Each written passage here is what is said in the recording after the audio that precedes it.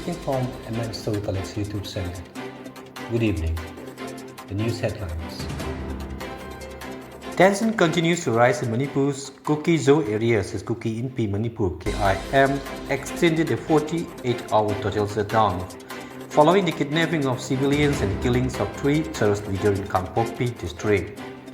In Churachandpur, hundreds of women from the Kuki Women Organization from Human Rights staged a massive protest demanding justice and stronger security measures.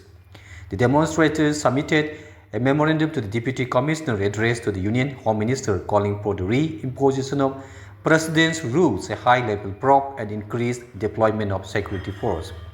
Meanwhile, the shutdown and a blockade on NH2 has left over 200 vehicles stranded, with passengers facing severe shortage of food, water and basic facilities. On the ground, civil society groups, government officials and security forces have engaged in talks to security. The release of remaining hostages of the 31 people were already freed from armed groups in Kangpokpi and Senapati district.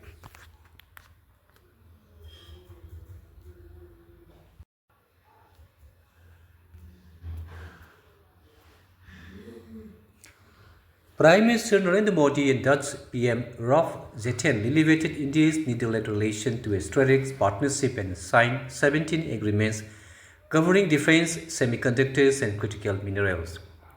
An Indian worker was killed and 3 others injured in a major Ukrainian drone strike in Russia's Moscow region, according to the Indian embassy.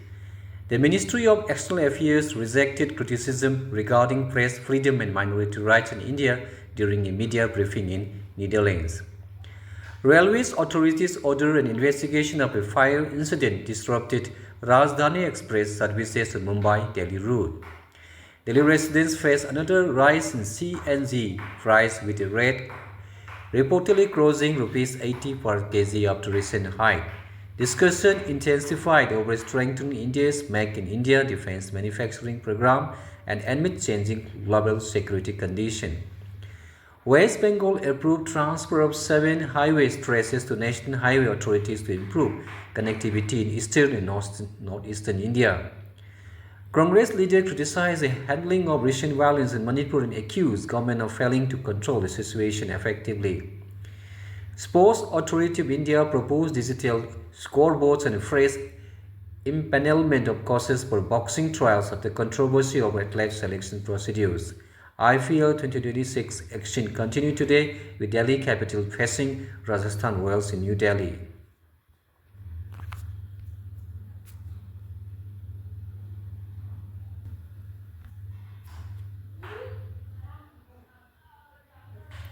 Around 10 people remain missing after recent violence and hostage crisis in Manipur. Talks for release of captives continue. Assam police reported a major decline in crime rate pending criminal cases during a statewide review meeting. Seized narcotic worth more than Rs 36 crore were destroyed in Kohima as part of anti-drug operation in Nagaland. Heavy rainfall alert in issue for several northeastern states as IMD forecast widespread rain and a thunderstorm across the region. Sikkim reports landslide damage in Gangtok affecting water pipelines and disrupting supply in multiple areas. 8 families in Sikkim, Tinkek, Marchak area sought urgent rehabilitation after homes were damaged, allegedly linked to BRO work. Tripura invited Russia as a partner country for the Destination Tripura Business Conclave 2026 to boost trade and investment. A Tripura constable was suspended and 5 others detained after a viral video allegedly shows a large amount of cash. Mizoram Chief Minister Lal Duhoma urged the Young Mizo Association to work with government to social welfare program. Meghalaya Youth Congress protested in Shillong over the alleged irregularities related to NEET UG 2026. IIT Guwahati hosted the 44th Astronomical Society of India annual meeting with participation from scientists and researchers worldwide. Assam Kasar district reported collapse of a under construction bridge and heavy rainfall. Donor Minister Jyotiraditya Sindhya reviewed key infrastructures and tourism projects in Sikkim.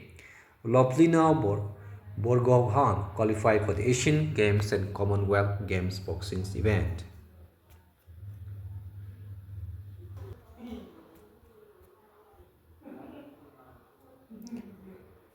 Russia-Ukraine tensions remain high as Ukrainian President Volodymyr Zelensky defended planned strikes on Russian military and energy target after deadly attack on Kiev.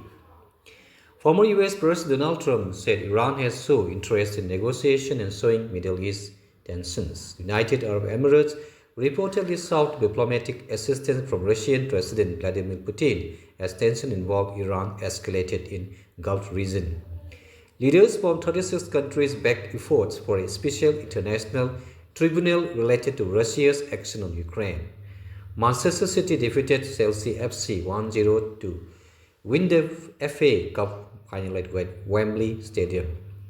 Laos rivalry demonstration took place in London involving supporters of far-right activist Tommy Robinson and a pro-Palestinian group with heavy police deployment across the city. Bulgaria won the Eurovision Song Contest 2026 after a closely contested final held in Vienna. Health authorities in Congo reported rising Ebola death according to the international media update. Australia launched mosquito eradication measures after detection of Asian tiger mosquitoes capable of spreading dengue and other diseases. China introduced new rules distinguishing handmade dim sum from machine-made products to protect culinary tradition in the Guangzhou. Thousands of gatherers in Seoul to watch public display involving robot monks during a cultural event in South Korea. Italy coastal town of the Punta Marina faced problems caused by aggressive peacocks damaging property and disturbing local lives. That is the end of the news bulletin. Have a nice day.